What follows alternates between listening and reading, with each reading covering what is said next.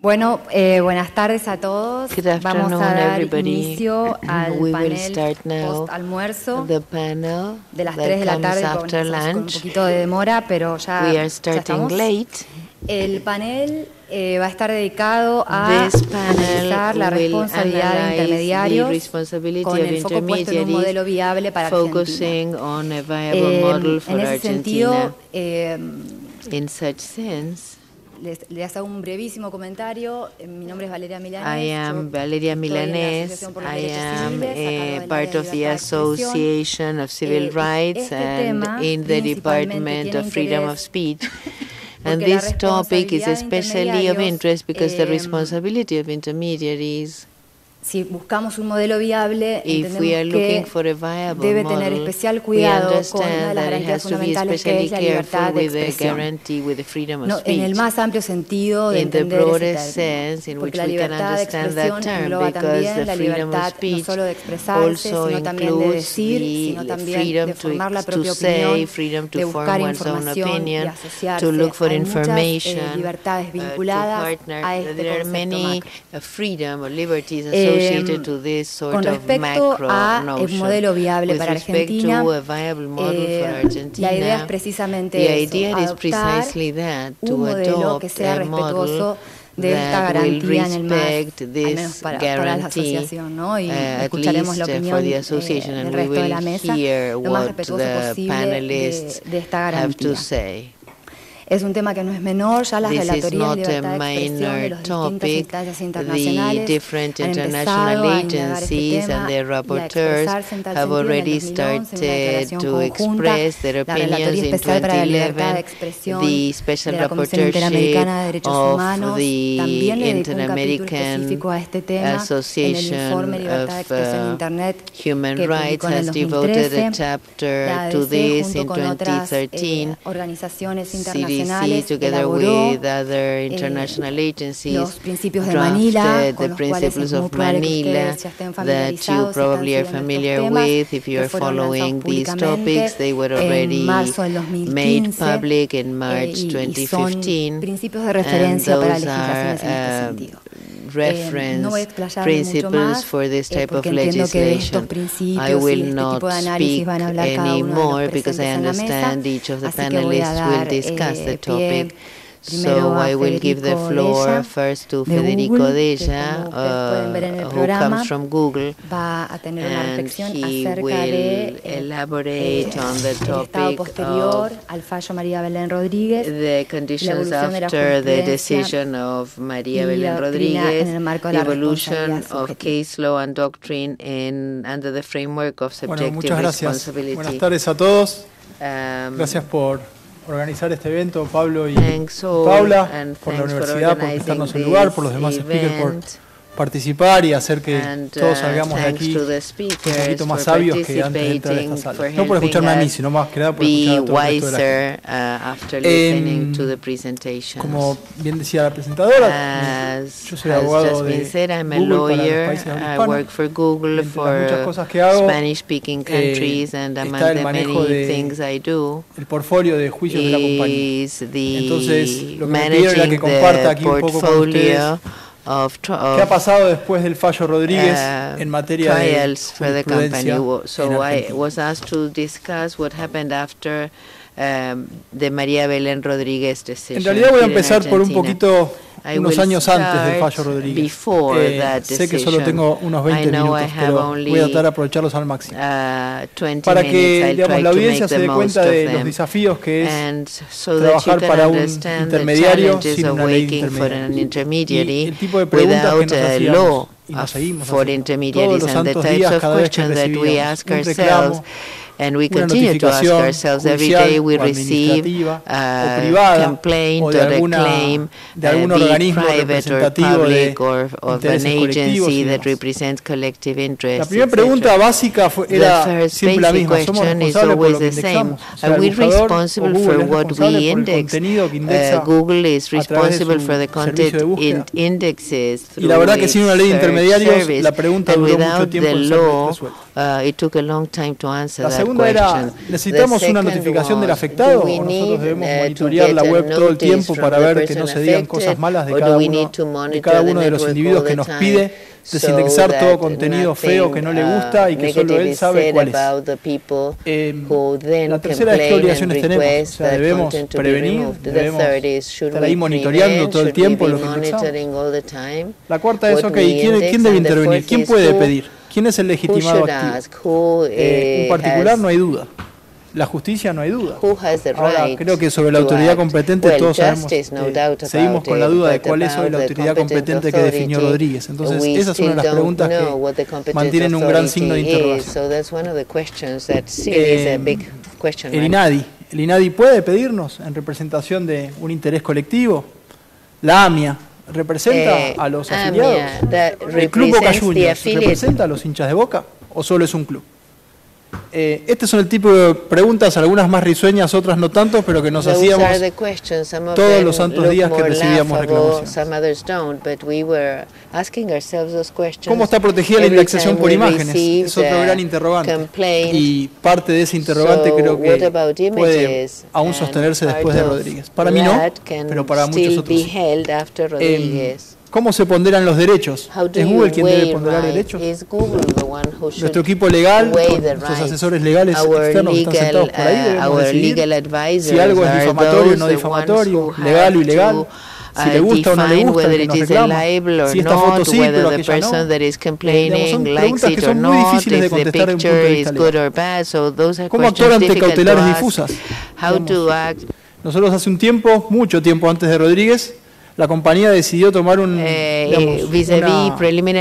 camino muy distinto al de algunos de nuestros competidores y que era frente a aquellas primeras cautelares iniciales que fueron genéricas, difusas, que decía usted debe desindexar todo contenido que sea sexual y que se relacione con el demandante. ¿Qué contenido? La parte de abajo, el Infobae, ¿es sexual o no es sexual? Digamos, nosotros decidimos tomar un camino duro, difícil, pero que creíamos que en definitiva era justo, y que fue resistir algunos cumplimientos e incumplimientos generales. Algunos de nuestros competidores, por llamarlo de alguna manera, u otros buscadores simplemente en Argentina, para no afrontar el riesgo de imposición de multas, sanciones, eventuales declaraciones de incumplimiento, lo que hacían era sacar todo contenido, desindexar todo contenido respecto de la persona que reclamara, llegando al absurdo de desindexar todas las noticias de Diego Maradona, o todas las noticias de Susana Jiménez, o todas las noticias de Mariana Arias, y después vino el juez Arias de La Plata y dijo, perdón, desindexaron a todos los Arias, a mí también me desindexaron. Mariana Arias, who's an actress, es un camino difícil, lleno de piedras, de obstáculos, pero Argentina, whose name is Arias, was also de-indexed, but y la última gran pregunta de este listado que tengo acá, que me traje como apunte, era la responsabilidad de las plataformas de alojamiento. ¿Es igual a la del buscador? Digamos, ¿tiene el mismo estándar de responsabilidad que un simple indexador de información? Sabemos el mundo Google y Facebook y Twitter, de motores, let's not speak of Santi. O LX Google, o Mercado Libre, LX, digamos, ¿qué estándar de Mercado Libre? So what is the responsibility they are up to? Cuando hablamos de intermediarios, because when los we límites speak son of bastante intermediaries, difusos, the limits are quite Entonces, uncertain. todas estas preguntas eran parte de nuestra cotidianidad. Algunas de ellas se mantienen después de Rodríguez, otras tantas, gracias a Dios, fueron resueltas. Some are still valid, some others were solved after the Rodríguez case. Pero sí para poner el marco de qué implicó Rodríguez para nosotros. ¿Qué se aclaró? Explain what happened after the Rodríguez case. Los buscadores no responden por contenido publicado por terceros, no somos responsables de ese contenido. No existe ninguna obligación de monitorear contenido. La solicitud de bloqueo debe ser precisa, dice la Corte. Y aquí fue uno de nuestros grandes signos de interrogación a futuro. Okay, ¿qué implica preciso? Porque se quedó ahí, dijo preciso. Si ustedes toman el marco civil de Brasil tiene una definición más o menos parecida, pero le agrega la palabra clave. they act entonces teníamos que lograr, in a similar manner, but después de Rodríguez, they add que the los tribunales keyword, which is interpretaran URL. este So principio de the lower courts, after identificación the precisa a través Rodríguez del case, had to ¿Qué más dijo la Corte? Que la declaración de ilegalidad de un contenido solo responde a la justicia o autoridad administrativa competente, salvo casos de ilícito manifiesto. The authorities, the pertaining authorities, they said that the from a constitutional perspective, the previous control is unacceptable, or the same constitutional guarantees apply to images, and here I have to make a note. En relación a la búsqueda por imágenes, la Corte tuvo una opinión también disidente. Esa opinión disidente se aferró a la ley 1123 was based on Act 11.723, and it said that for the minority of the court, the search by images was violated that Act 11.723, but that minority may be the majority today because the judges that made the decision in the Rodríguez case, a couple of them just retired, so things have changed. So our question is, will this decision hold or not? Because in order to change the doctrine in the court, you need lots of arguments. Entonces, pero son algunos interrogantes que se ven más que nada en doctrina. ¿Qué va a pasar con el buscador? Porque ahora están 2-1. No quiero decir no tengo miedo, pero digamos, hace 3 años no teníamos fallo de la Corte. Hoy tenemos 3 fallos de la Corte. A couple of years ago there were no court decisions, and now there are 3. O al menos está la piedra basal de un camino sobre el que se puede trabajar. So I think that at least there's a road now on which you can tread. Después del 24 de octubre de 2014, October 24, 2014. ¿Qué pasó? Después de festejar esas cosas que uno hace en la compañía cuando pasan estas cosas no habituales, ahora hay que empezar a trabajar en el post-Rodríguez, en cómo logramos que aquellos interrogantes que dejó Rodríguez se empiecen a aclarar desde los tribunales inferiores hasta que algún día volveremos a la Corte con alguno de estos pequeños o grandes interrogantes que nos dejó abierto en el camino para la discusión Rodríguez. Pero claramente estábamos mejor que el 23 de octubre de 2014, que no teníamos ningún fallo. But we were better than before that decision. Uno de los puntos es el test de diligencia. One of the points is the diligence test. Es decir, la Corte al decir que no somos responsables por contenido, en definitiva lo que dijo es, hay que ver qué tan diligente es Google a partir de que se le identifica el contenido de los buscadores como intermediarios neutrales, cuando pasan a tener responsabilidad. Cuando no resultan diligentes a partir de tener un conocimiento efectivo. Entonces, los juicios se tornaron más o menos en un análisis de diligencia de parte de los buscadores en remover el contenido o en qué acciones tomaron a partir de qué tipo de notificación.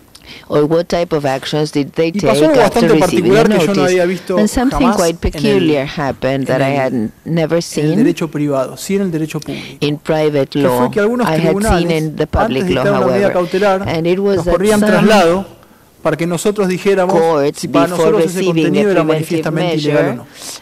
Would ask us nos enteramos que había un proceso cautelar en marcha porque el mismo tribunal nos preguntaba si para nosotros ese contenido entraba dentro de las excepciones de was part of the exceptions or not. So we got to know about those preventive measures because the courts themselves sent that question to us. El segundo punto es la interpretación y el alcance de las excepciones que puso la Corte, así como casi un óbiter en su sentencia. Y bueno, tenemos algunas excepciones, entonces cómo hay que empezar a entender el funcionamiento de esas excepciones. No me voy a meter, es trabajo de Agustina, que va a seguir en este panel, hablar un poco sobre las excepciones que estableció el fallo de la Corte. El tercero, como les decía, es la identificación del contenido.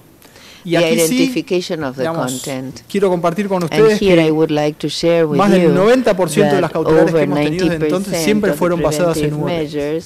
Entonces me parece que ya hay todo un camino desde aquel fallo Rodríguez hasta hoy donde está claro que la única manera en que los buscadores pueden saber efectivamente de qué contenido se trata es a través de un URL. Ni siquiera el dominio, y hemos tenido casos de dominio que nos dicen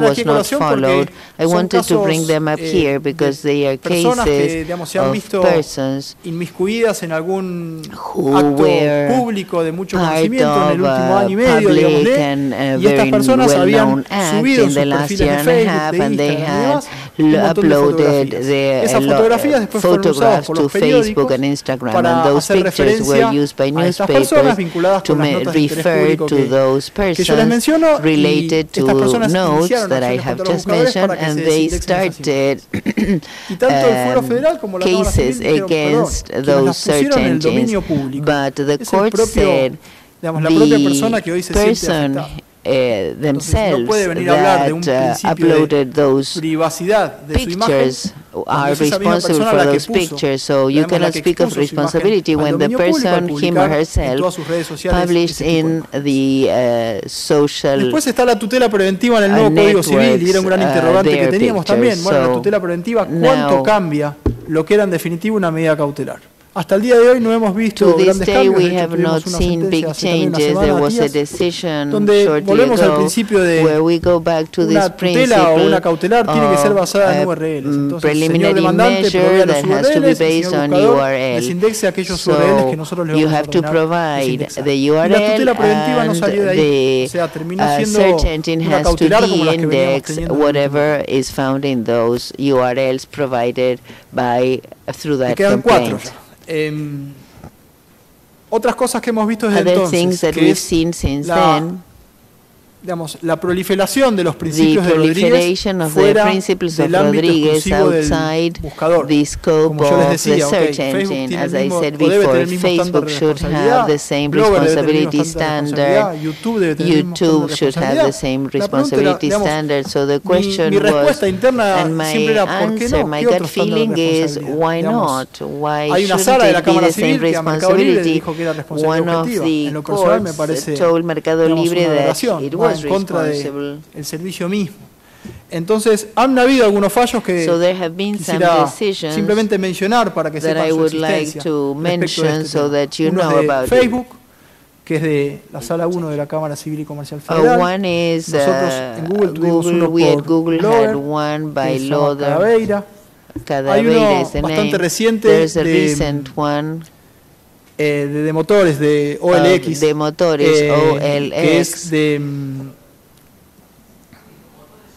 perdón, OLX, es cierto. No, de motores solo. Que es un juzgado comercial. Paula ha comentado, ha hecho un comentario, ha hecho un artículo sobre ese fallo en particular, pero son pequeños fallos que van apareciendo donde se cita a Rodríguez, pero aplicando los principios de Rodríguez a plataformas, plataforma de alojamiento de contenido. Hemos tenido también un caso en sede penal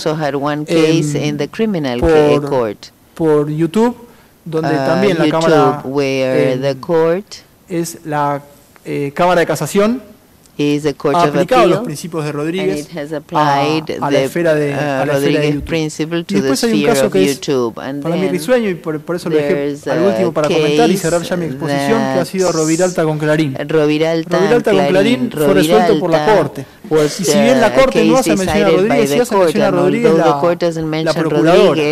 Roviralta con Clarín era el caso de Huberto Roviralta, que puso una demanda contra Clarín por un aviso publicitario que salía en el diario Clarín y donde él se sentía afectado. Porque aparecía una foto de él y abajo un título algo así que decía: si querés vivir de arriba que no se note. Algo así era la publicidad. Y él demandó al diario Clarín. Y la Procuradora, cuando opinó, cuando le llegó para emitir su dictamen, dijo que había que aplicar los principios de Rodríguez. El diario no puede estar monitoreando todo el tiempo la legalidad o ilegalidad de sus avisos publicitarios. Entonces, si bien la Corte no trajo Rodríguez, sí terminó resolviendo que Clarín no era responsable directo por los avisos publicitarios, que no debía controlar los avisos publicitarios. No sé si está bien, si está mal, simplemente lo quiero mencionar para finalizar mi exposición, pero quería dejar, digamos, esta semillita de que nosotros estamos viendo ya como Rodríguez ya sale de la esfera exclusiva de los buscadores y se empieza a meter, digamos, en todas aquellas plataformas que son alojadoras de contenido, como puede ser Facebook, Twitter, YouTube, Logan, or whatever. And so thank you, and then in the Q&A I will answer whatever question you have. Gracias, Federico. Federico puso de manifiesto cuestiones que están pasando en los tribunales hoy por hoy. Rodríguez fue un leading case, no hay lugar a dudas, pero también, como todo caso, aplica a un caso concreto, con lo cual las ramificaciones de los principios va a haber que empezarlos a ver en la práctica. Hay proyectos de ley en el Congreso que están vinculados a la regulación de la responsabilidad de intermediarios, que también presenta un desafío por todos los matices y las cuestiones que hay que analizar al respecto, con lo cual esperamos que los análisis sean prudentes y lo más abiertos posibles para que sean la mejor legislación posible. Y en ese sentido, estoy dando un magistral pase a Juan Carlos Lara, que trabaja en derechos digitales. Chile ha tenido regulación, tiene regulación de intermediarios, ha habido un proceso legislativo. Juan Carlos nos va a contar un poquito de eso. Limito el tiempo a 15 minutos por una cuestión de moción de orden, así que cuando falten 5. Buenas tardes. Agradezco al CETIS y a la excelente invitación que recibimos como Derechos Digitales para participar de este seminario y para hablar de algunas cuestiones que hemos visto nosotros en el último tiempo y que a ustedes quizás le puedan parecer. Vengo de Derechos Digitales, que es una organización de la sociedad civil. No somos una organización académica, sin embargo, a propósito de nuestro trabajo nos ha tocado participar de discusiones legislativas bastante importantes, especialmente en el contexto chileno, donde vimos una discusión que terminó hace ya 6 años, pero que todavía tiene ciertas ramificaciones y todavía es objeto de discusión. Voy a hablar de una realidad nacional específica, sin embargo, algunas sí pueden ser útiles. Fue mencionado hace un rato, fue mencionado en la mañana por la profesora Keller que Argentina está en una posición bastante significativa respecto del futuro de su regulación de intermediarios a partir de los casos como el de Belén Rodríguez y los que acaba también de exponer Federico. En tal sentido, nosotros también tenemos cierta evolución. Sin embargo, el origen de nuestras reglas viene desde un lugar distinto. Así que, para orden de esta presentación, voy a hablar primero de aquello que no se refiere al régimen de intermediarios en Chile, que está específicamente regulado, sino a lo que está más allá. En segundo lugar, a este sistema que ha sido mencionado de retiro con orden judicial y muy brevemente en el futuro de ese sistema. En primer lugar, en lo que se refiere a la normativa vigente y lo que está más allá de la ley que regula los intermediarios a propósito de la infracción de derechos de propiedad intelectual, lo que encontramos es prácticamente nada en un estado similar al del resto de la región, donde en el mejor de los casos encontramos que ciertas reglas de la ley de prensa hacen responsable al editor respecto de ciertos contenidos que puedan ser publicados en un medio de comunicación social, que siendo mañosos como abogados podemos hacer aplicables a los medios de comunicación social en Internet. Sin embargo, la ley es en general ejercida o ejecutada por parte de las autoridades respecto de específicamente los medios periodísticos. En ese sentido, no es muy distinto del resto del panorama regional. Sin embargo, igualmente hay una serie de proyectos de ley que se refieren a responsabilidad de intermediarios en distintos sentidos. Estos son los proyectos de ley que siguen en curso. En Chile los proyectos de ley no tienen un plazo para ser tramitados, pueden dormir para siempre en el Congreso a menos que la presidencia los haga apurar. Uno de estos proyectos que aparece mencionado es la responsabilidad solidaria del operador de redes sociales por la suplantación de identidad. En Chile no existe la suplantación de identidad, lo que existe es la usurpación de nombre, no de identidad completa. Basta con ocupar el nombre de otra persona para estar cometiendo un delito, lo que es muy complicado por sí solo. Una iniciativa distinta se refiere al caso específico de la pornografía no consentida, estableciendo la misma pena para quien publica para el administrador del sitio que no retire el contenido, y este es el lenguaje directo del proyecto, el administrador que no retire imágenes de forma inmediata a solicitud del afectado, lo que genera muchos problemas procedimentales. Estos proyectos han sido presentados y muy probablemente no tienen futuro.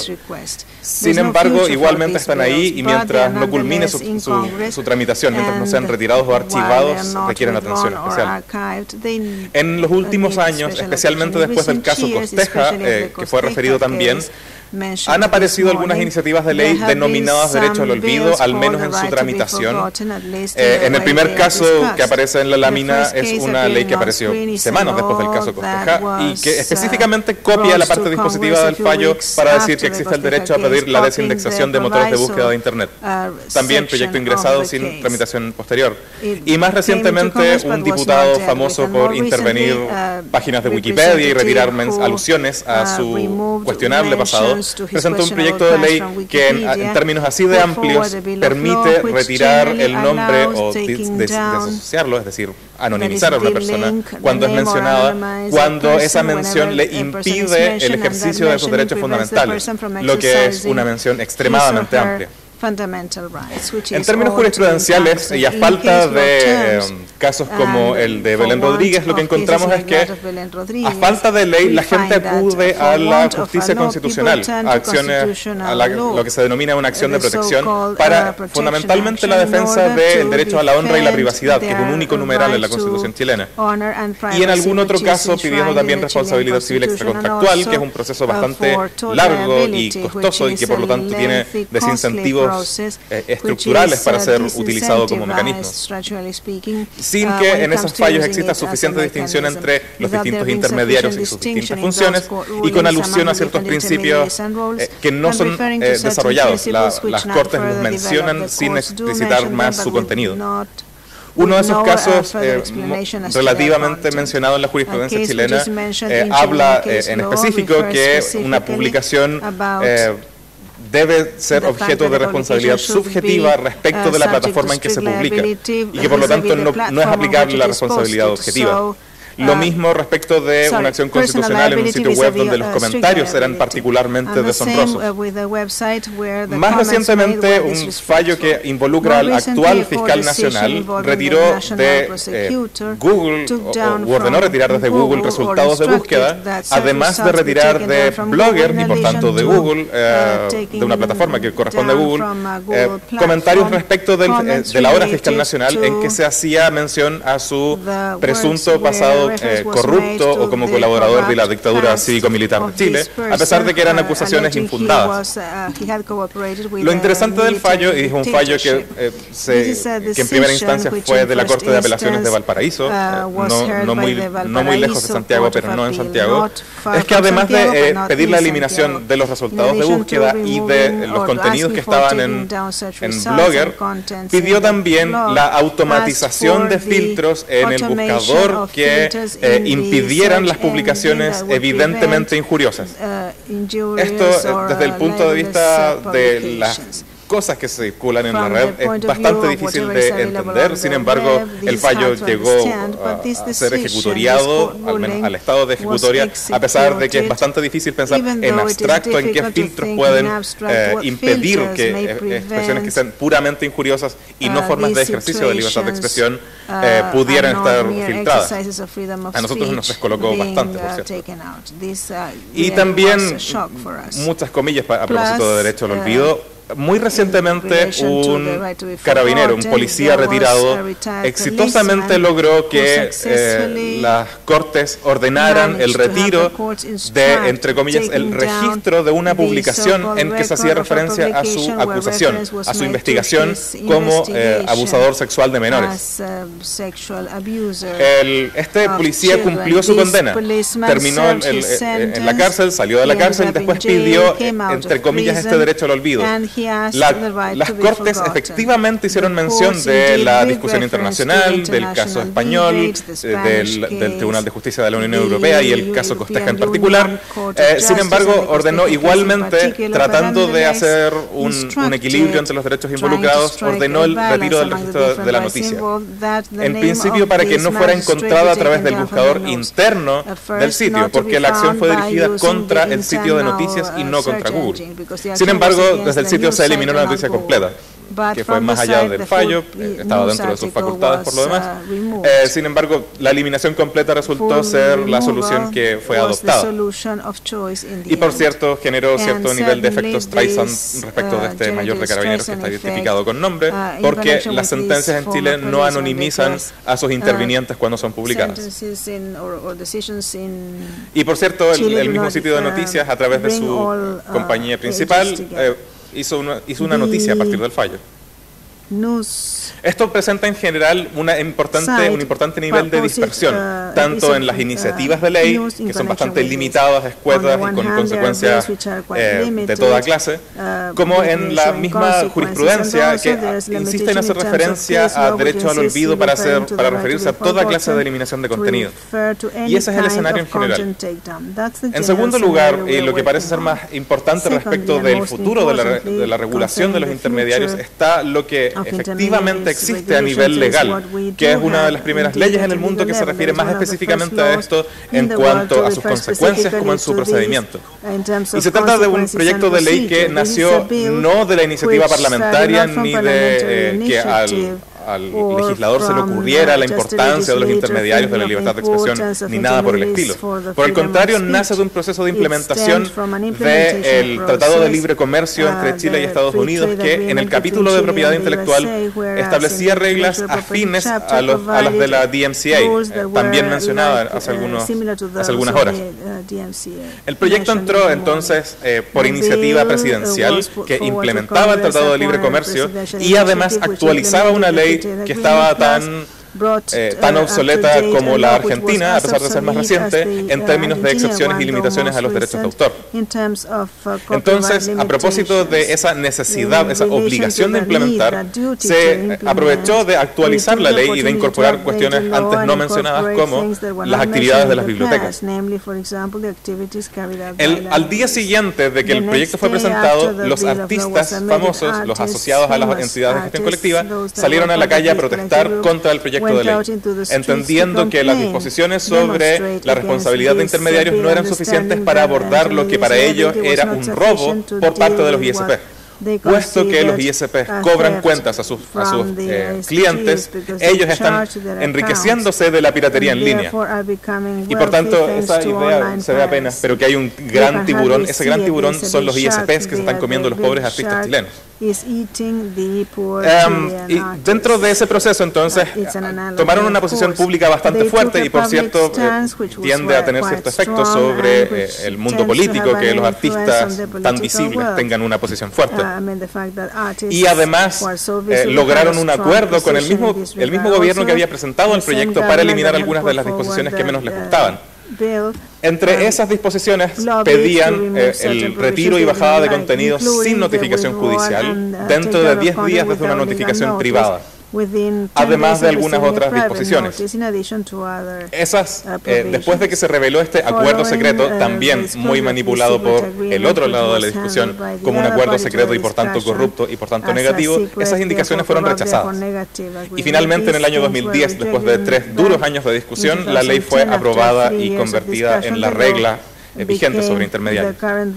Dentro de este régimen, lo que se establece son cuáles son las condiciones para que los intermediarios no sean responsables. Es un régimen de irresponsabilidad. No se dedica a investigar cuándo o a decidir cuándo los intermediarios son responsables, sino que cuáles son las condiciones para que no sean considerados responsables. Y trata de dejar a salvo, a propósito de la primera frase, cualquier otra forma de cobro fuera del sistema de la ley de propiedad intelectual. Divide entre intermediarios de conexión, enrutamiento y acceso, intermediarios de caché, servicios de hosting y finalmente de sitios web en general, a propósito de los servicios también de búsqueda e indexación, incluyendo a los buscadores como Google, por supuesto. Todos los intermediarios tienen ciertas obligaciones generales sobre transparencia y sobre no intervención sobre los contenidos. Los intermediarios, para propósitos de esta ley, y a pesar que en algún momento habla de persona natural, los intermediarios son empresas. Todos tienen que hacer públicas sus condiciones de término de servicio para infractores reincidentes, es decir, personas que han sido condenadas por infringir la ley a través de Internet, especialmente a propósito de la subida de contenido. y además para los intermediarios de conexión de no intervención, para los servidores de caché de no intervención y para los proveedores de hosting y de búsqueda, no tener conocimiento efectivo de que existe una infracción a las leyes, a las normas de propiedad intelectual, no recibir beneficio económico directo, designar un representante en Chile para recibir notificaciones y retirar o inhabilitar el acceso de forma expedita una vez recibida la comunicación la notificación de que ese contenido debe ser retirado. Ese es el estándar entonces, el de conocimiento efectivo. Dentro de la ley lo define específicamente. Conocimiento efectivo para efectos de esto es la existencia de una orden judicial que ordena el retiro de un contenido o el bloqueo o su inhabilitación que no ha sido cumplida. Si no se cumple, hay conocimiento efectivo, no se cumple la condición y por tanto el ISP sería, o el proveedor de servicios sería responsable. La orden puede ser prejudicial, la orden de retiro de contenido puede prescindir también de la audiencia de la parte contraria.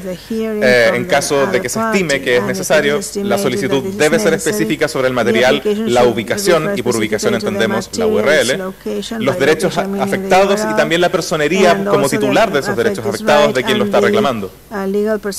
Y además se presenta ante un juez civil en un procedimiento expedito, sumario, que no es el procedimiento sumario normal, no es el procedimiento común, sino que es un procedimiento especial.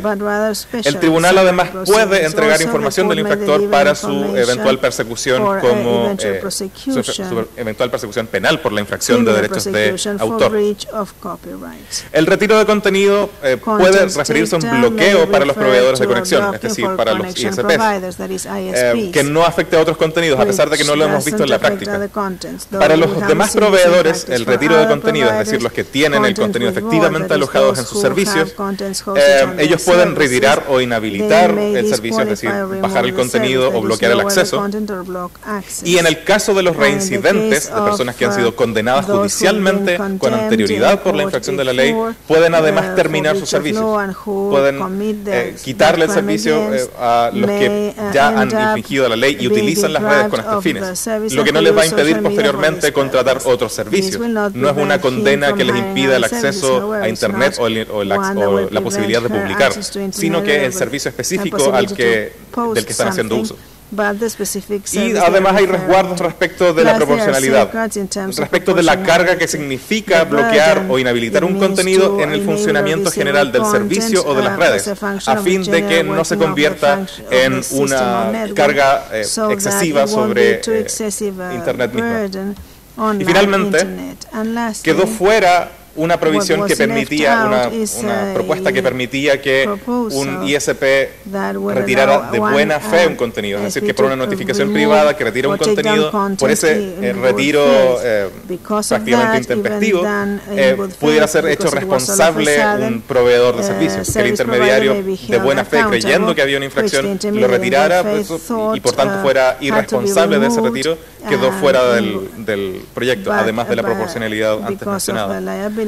Existe una no obligación de monitoreo, que no equivale a una prohibición, es una no obligación, que es parte del Tratado de Libre Comercio también. Y además, en el caso de que una persona entregue información falsa y sobre esa información falsa un intermediario tome medidas sobre un contenido, eso puede ser objeto de persecución penal como falsificación de instrumento privado. Y además hay indemnización para cualquier parte interesada que vea que un contenido fue bloqueado o retirado sin base legal. Además, la ley permite que se reenvíen los avisos de infracción que los titulares de derechos envíen a los ISPs. Y los ISPs los reenvían a sus clientes que están haciendo infracción de los derechos de propiedad intelectual. No mediante la descarga, sino sobre la subida de contenido, que es lo que ocurre cuando una persona identifica su número IP, por ejemplo, en el intercambio de torrents. Existe un número desconocido de casos en el que se haya aplicado esto, principalmente por dificultades metodológicas para captar la cantidad de ocasiones en que tribunales inferiores han hecho uso de cierta u otra medida cautelar. Sin embargo, estamos bastante pendientes de ese proceso porque nos importa ver cuál es el devenir de la ley. Y además no ha habido casos que lleguen hasta tribunales superiores de justicia sentando cierto nivel de jurisprudencia a propósito de estas medidas. Lo que sí se ha hecho es que este notice forwarding sí ha sido usado en miles de ocasiones por parte de las entidades que gestionan derechos de productores fonográficos, en que en miles de ocasiones a las personas les ha llegado un aviso de que a través de las redes se está haciendo uso o se está subiendo material que es protegido por la ley de propiedad intelectual. Ha ocurrido en miles de ocasiones y es parte de las atribuciones que tienen conforme a la ley. Dentro de este sistema judicial, si volvemos a la idea del fundamentalismo judicial a la que se refirió el profesor Bertoni, esta decisión queda fuera de manos de privados, especialmente considerando que en Chile, sea para propiedad intelectual o sea para cuestiones como la protección de datos personales, no hay entidades administrativas involucradas. Chile no tiene una autoridad pública de protección de datos personales y no hay una agencia tampoco a propósito de los derechos de propiedad intelectual que se refiera a la protección de derechos de autor. Entonces, la decisión no queda en manos de los intermediarios, que es uno de los grandes riesgos que se menciona por parte de quienes son partidarios de esta, entre comillas, fundamentalismo judicial. Pero este sistema, que podemos idealizar en varios sentidos y que está reflejado en buena parte de los principios de Manila sobre responsabilidad de intermediarios, igual es objeto de cierta presión política desde que se instauró en el año 2010. Chile está en la lista negra absoluta de infractores de propiedad intelectual conforme al gobierno estadounidense, que ha dicho sostenidamente todos los años desde que se modificó la ley que esperan que Chile ajuste su sistema para poder enfrentar la piratería en línea. Y además que esperan resolver este problema a través de la implementación ya no de la ley ni del TLC, sino del TPP, que es este acuerdo entre 12 países del Pacífico que trata de establecer reglas en 30 capítulos de la más diversa categoría. TPP de nuevo vuelve a impulsar reglas como de la DMCA, con un propósito un poco más explícito de que sean las reglas de la DMCA, con el Notice and Takedown, con aviso, notificación privada. Pero establece dos grandes excepciones. Una, que los países pueden establecer el sistema que está en TPP e implementar el TPP en ese sentido. O bien el sistema de Notice and Notice que usa Canadá, o bien el sistema que está en el TLC, Chile-Estados Unidos. No el de la ley chilena, sino el del TLC. El mismo TLC que Estados Unidos dice no está suficientemente implementado en ese sentido. Es decir,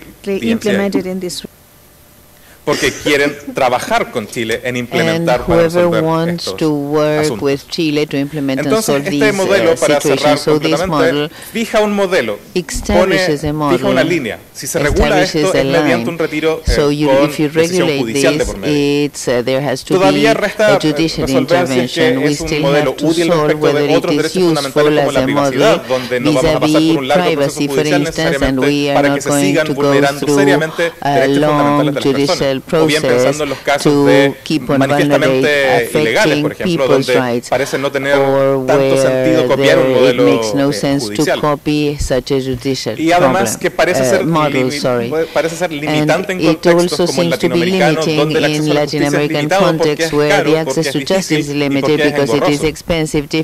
Pero más especialmente, para finalizar, queda la duda si dentro del proceso de implementación del TPP, este modelo que ha servido como guía y sirve al menos como guía en términos abstractos para la definición de mecanismos de responsabilidad de intermediario en otros países, si es que efectivamente va a poder mantenerse en el tiempo.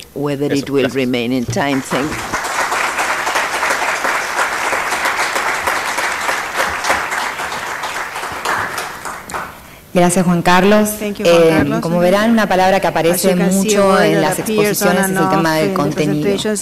La remoción de contenido es una de las cuestiones esenciales en este debate que estamos teniendo. Y respecto a las excepciones y al interés público y demás, nos va a hablar Agustina del Campo, que es directora ejecutiva del CELE y es magíster en Derecho Internacional. Gracias, Valeria. Gracias a UDESA por la invitación. A mí me pidieron que hablara sobre límites a la remoción de contenidos. Y para eso voy a estructurar mi presentación en dos partes. Primero, me parece importante recapitular algunos de los principios de los que hablamos esta mañana y que se mencionaron a lo largo del día, porque me parece que ahí está la limitación fundamental a la remoción de contenidos. lo sustantivo de las limitaciones. Y después voy a argumentar que algunos supuestos merecen una protección especial y explícita en cualquier regulación que se expida sobre responsabilidad de intermediarios. Y los supuestos a los que me voy a referir van a ser las opiniones o juicios de valor y la información que contenga interés público. Entonces, recapitulando un poco lo que decía esta mañana Julio Rivera, la limitación más importante a la remoción de contenido está en nuestra Constitución Nacional y en la Convención Americana, en el artículo 13, cuando le da a toda persona el derecho de buscar, recibir y difundir informaciones e ideas de toda índole por cualquier medio, y prohíbe de plano la censura previa, salvo en lo que concierne al inciso 5 del artículo, que se refiere a incitación a la violencia.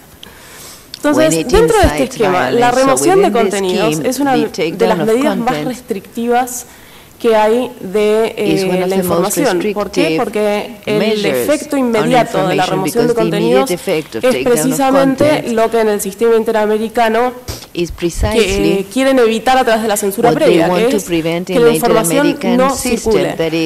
La remoción de contenidos logra precisamente eso, que la información no circule. Por este motivo es que a nuestro entender debería ser interpretado restrictivamente y cumplir estrictamente con los criterios que ya están establecidos para determinar su legitimidad o su legalidad, que es que esté establecido en una ley previa, que sea necesario y que sea sobre todo proporcional. Si existieran otras medidas que pudieran ser menos restrictivas de la libertad de circulación de información que la remoción de contenidos, pues en ese caso tendría que optarse por esas medidas menos restrictivas.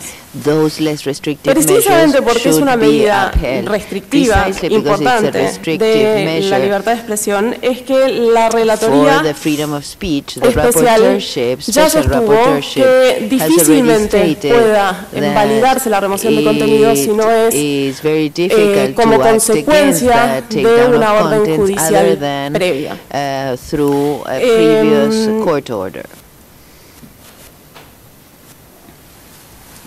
Bueno, esta mañana, hace un rato teníamos una discusión sobre si un órgano administrativo podía o no podía ordenar la remoción de contenidos. En principio, nuestra postura o mi postura adhiere a los principios de Manila, y es que no, que debería haber por principio una orden judicial previa para remover contenidos de Internet.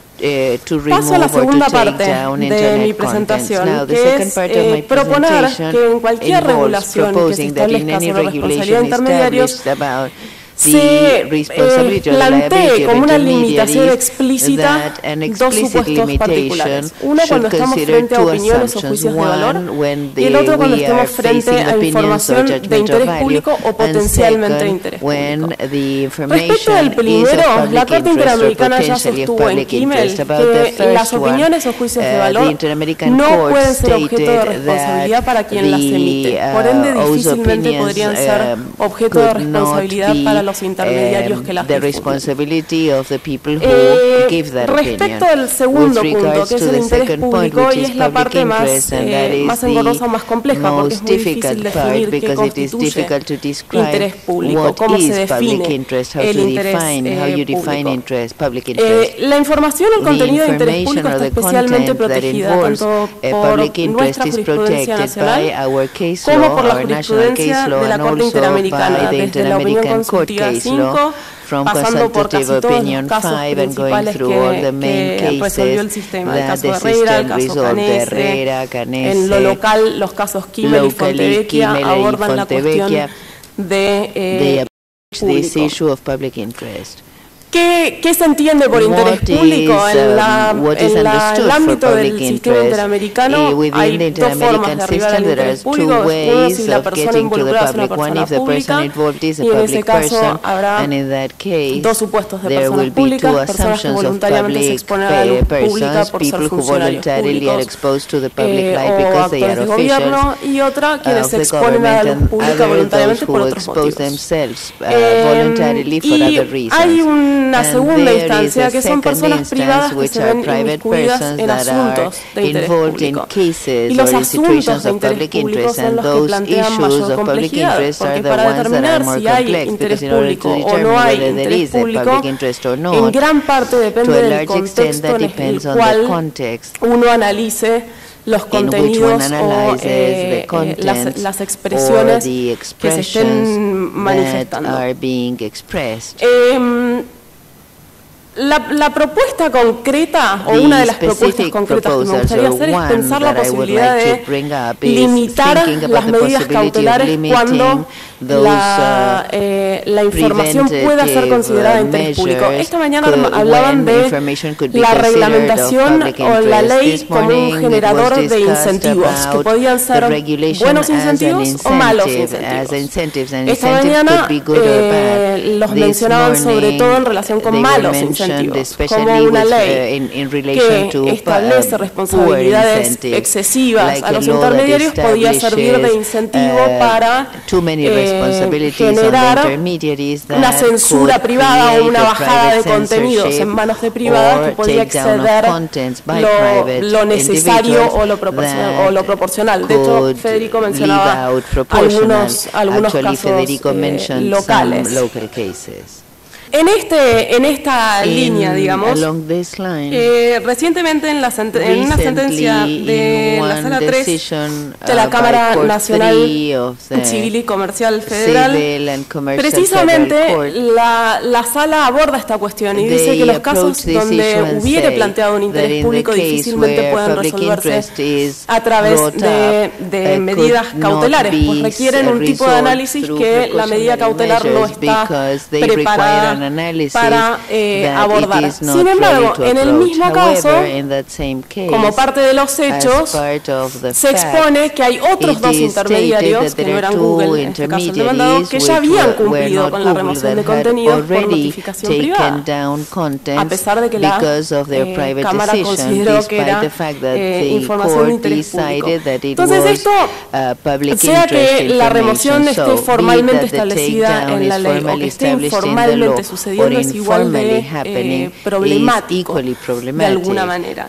Y para ejemplificar un poco lo problemático del interés público y la remoción de contenidos, me gustaría hablar muy brevemente de un paper que publicamos en CELEM, donde mencionábamos la experiencia que justamente tuvo Estados Unidos y la región entera con la aplicación del Digital Millennium Copyright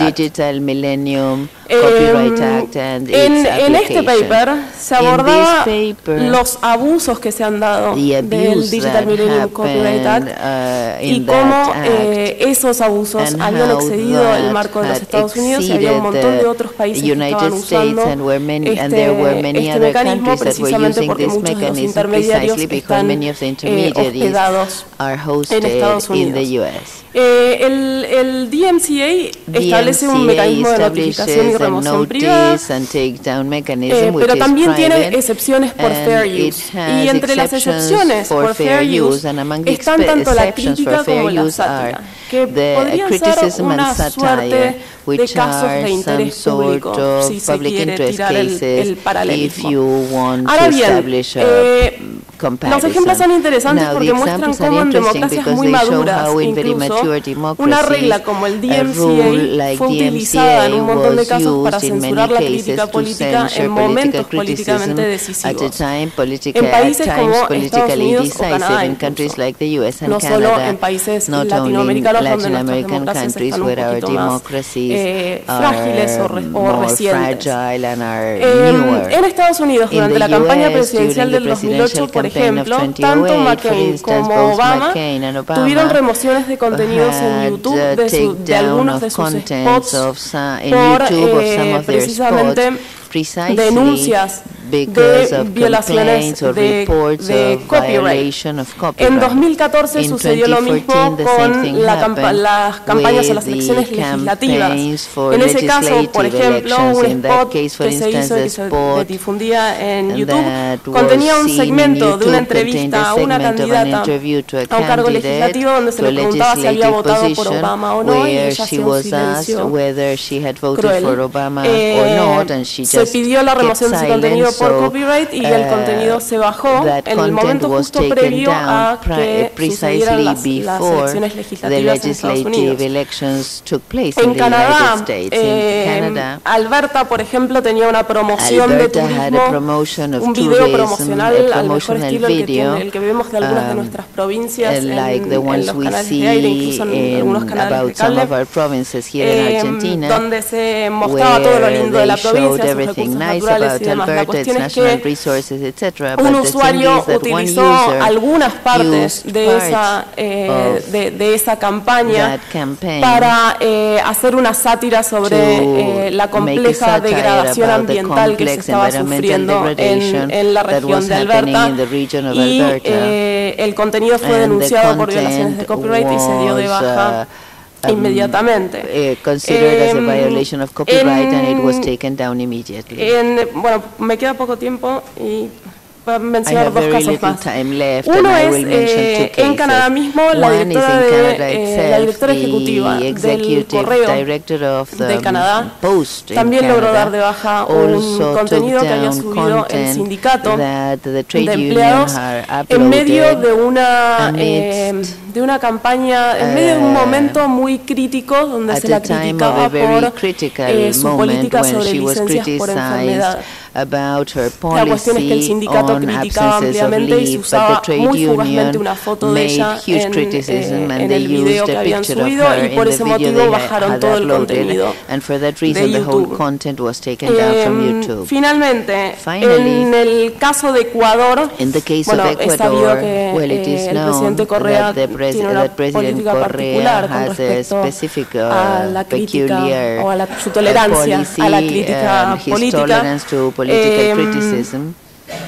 En el caso de Correa, uno de los casos más conocidos es un documental que denunciaba cómo desde el Estado se estaba hostigando a una comunidad indígena que se oponía a la minería, y en el video que se utilizaba se mostraban o se citaban partes de la sabatina que hace Correa, el programa que hace él semanalmente a nivel nacional, y se lo escuchaba diciendo y ya ven quiénes son los responsables, y ya ven quiénes son los responsables. Por la inclusión de ese extracto del programa de Correa, también se dio de baja el contenido.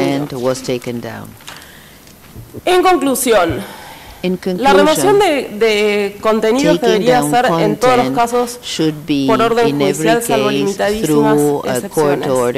Y debería ser con una interpretación restrictiva, atendiendo sobre todo a la proporcionalidad de esta medida. De la misma manera, invito a pensar alternativas menos restrictivas a la remoción de contenidos, sobre todo cuando se trate de casos de calumnias o injurias o derecho a la imagen.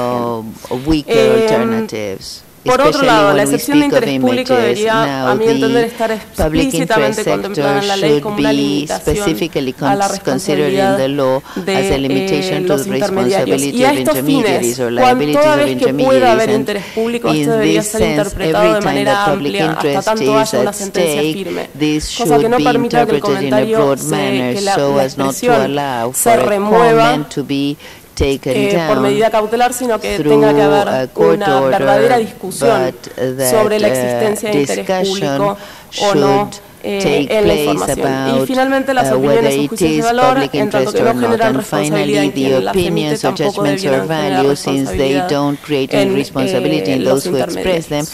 Gracias.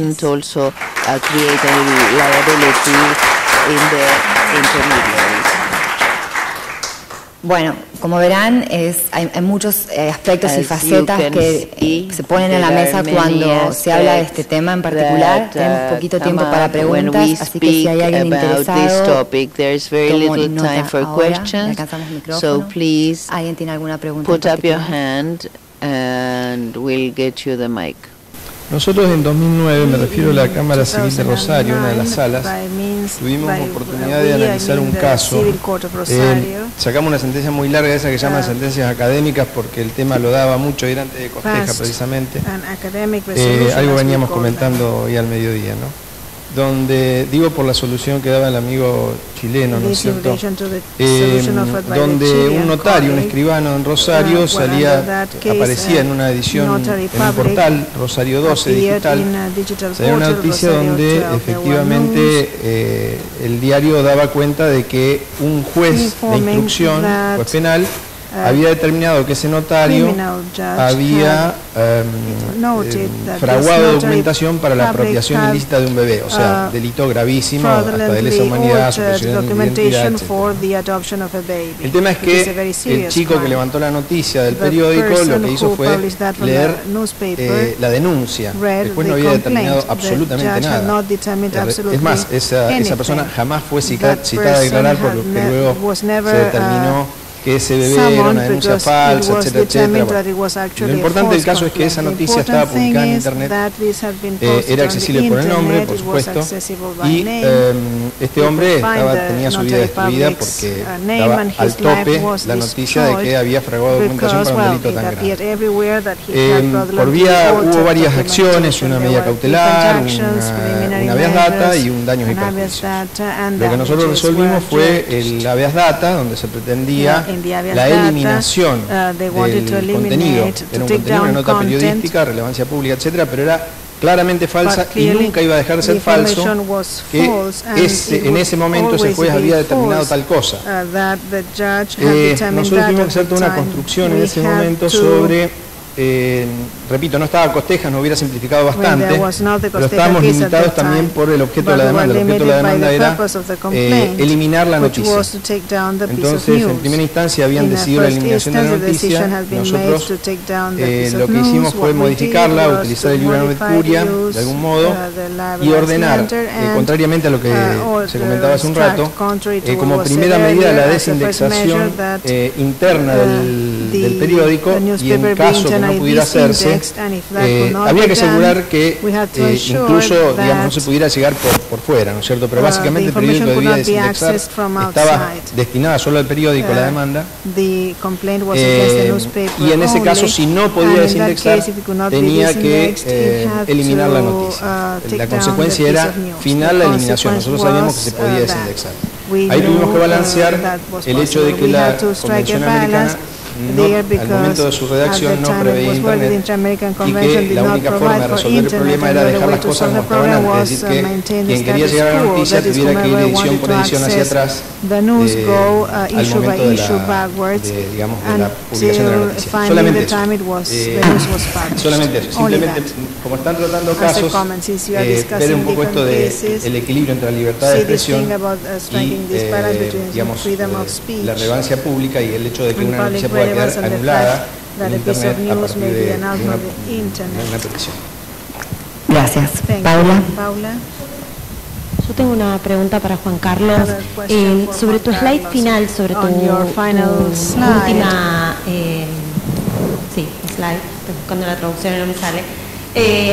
Vos cuestionás, no sé si lo cuestionás, pero te preguntás, o como que es una cosa a preguntarse, una cuestión a preguntarse, si realmente el mecanismo de la bajada judicial, no sé si entendí bien, pero si el mecanismo de la bajada judicial es el mecanismo correcto en contextos donde el acceso a la justicia es muy dificultoso. Y en realidad eso es algo que yo, en lo personal, como que siempre pongo de relevancia, que tener un problema de acceso a la justicia te obliga a solucionar el problema de acceso a la justicia, pero no puedes llevarte por delante los principios constitucionales porque tengas un problema práctico de acceso a la justicia. Entonces me gustaría saber si podés elaborar un poquito más en eso, en el sentido de, bueno, tal vez para vos sí, digamos, pero eso es algo que me interesaría. Sí, El punto del acceso a la justicia, bueno, primero la solución de la bajada de contenidos mediante orden judicial es el camino correcto, más allá de que aceptemos o no tal o cual excepción. Me parece que mi posición al respecto es que ese es el mecanismo correcto. Respecto del problema de acceso a la justicia, ha sido levantado varias veces, en particular a propósito de ciertas vulneraciones a la privacidad, como la pornografía no consentida, y además a propósito de la discusión de los principios de Manila, a la que hizo referencia también Eduardo hace unas horas, a propósito de la dura discusión si es que debía ser una autoridad judicial, que es la expresión que usan los principios, allí en contextos en que la orden judicial no va a venir pronto, especialmente desde las personas que lo discutían desde la India, no desde Latinoamérica. Y sí, es un problema que es el problema es acceso a la justicia. Sin embargo, la realidad actual requiere soluciones que probablemente el sistema político no nos va a otorgar, no solamente a propósito de la justicia, sino que de la educación, de la salud, etcétera. Que es un problema contextual y contingente, por cierto, que nos aleja de la idea del sistema ideal o correcto, que es un problema un poco más material. Si es que vamos a esperar a soluciones a largo plazo que nos acerquen a los ideales, o si vamos a tratar de abordar los problemas ahora, creo que es un problema, creo que es una cuestión sistémica, efectivamente. Y en el intertanto, quizás la cuestión no está relegada exclusivamente al aspecto legal, sino que también a aquello que está de parte de los agentes del sistema. Es decir, no de liability, sino de responsibility. Con la dificultad de traducción que eso tiene, si me perdonan el anglicismo. Pero esa es una cuestión también a la que avanzamos como sociedad más que como legislación. Y es algo que también esperamos a propósito de problemas contextuales más profundos, como los que producen la pornografía no consentida, y como los que producen los discursos de odio o los de discriminación, que no son tanto de cuánto arreglamos la ley, sino de cuánto arreglamos la sociedad. Discrimination discourses or child porn. It has to do with how we fix society, not the law. Tengo una pregunta sobre otros casos que siguen el modelo de Belén Rodríguez. Esto es definir los parámetros sobre la base de la consideración de los derechos fundamentales, constitucionales de los usuarios de Internet. Para mí, hay estos casos, por ejemplo, el que vos mencionabas, el caso argentino, también hay un caso en la India, y también está el caso MTI en la Corte de Justicia Europea. No sé si hay otros casos en América Latina o fuera de América Latina que hayan llegado a otras instancias. Si hay otros casos que sigan al de Belén Rodríguez. Was asking is what other cases like the Belén Rodríguez there are in the region with the impact of the Belén Rodríguez case for the Argentinian system. Mi recomendación para los que les interesa el derecho comparado es que, un poco, siguiendo Luis, esta mañana contabas el caso del País del año pasado, y yo creo que el País, estoy casi seguro que el caso del País resuelto por España, los jueces leyeron la tutela 277 del 2015 de la Corte Suprema, de la Corte Constitucional de Colombia. Porque dice exactamente lo mismo. Es un muy buen fallo para quienes les interesa el tema, y la discusión sobre desindexación por los buscadores u obligaciones en la fuente es el fallo que hay que leer.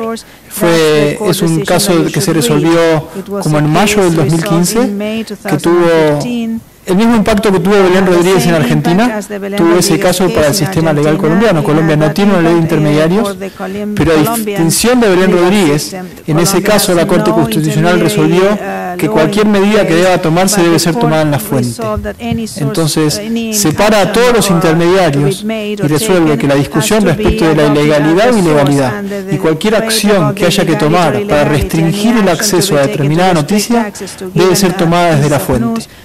Dicho esto de otra manera, en ese caso en particular, lo que le obligó a un periódico, que era el diario El Tiempo, que es el de mayor tirada de Colombia, fue mantener la noticia en la fuente, pero utilizar los protocolos de exclusión como manera de mitigar el acceso a esa noticia. Entonces, obligó a que no se indexe la noticia por los buscadores, pero a partir de una obligación que debe tomar la fuente, el webmaster. Cuando sube esa noticia, debe utilizar los protocolos de exclusión, que son los que permiten que ese determinado contenido no sea indexado por los buscadores, no por Google, sino por los buscadores en general.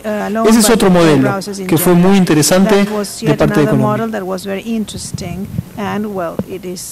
Una observación técnica. El fallo colombiano es técnicamente malo. ¿Por qué? Porque no hay forma de impedir la indexación. El robots.txt es un pseudo estándar de cumplimiento voluntario, pero eso no evita que se indexe. Si tengo un spider que recorre la red, puedo obedecer el robots.txt o no. Con lo cual, en realidad, la carga que está imponiendo al tiempo es una carga de buena voluntad, pero su efecto práctico puede ser nulo. Bueno, damos por finalizado el panel, así seguimos con la siguiente. Muchas gracias. Panel. Thank you very much.